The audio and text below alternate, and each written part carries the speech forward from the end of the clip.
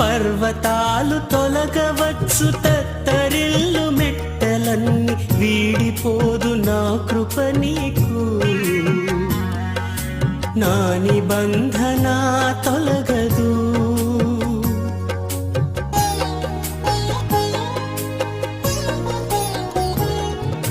పర్వతాలు తొలగవచ్చు, తత్తరిల్లు మెట్టలన్నీ వీడిపోదు నా కృప నీకు. నా నిబంధన తొలగదు. దిగులు పడకు, భయపడకు, నిన్ను విమోచించెదా. నీదు భారమంత మోసి నాదు శాంతి నొసగెదా అని చెప్పి వాగ్దానం చేసిన యేసయ్యా తల్లిలా లాలించును, తండ్రిలా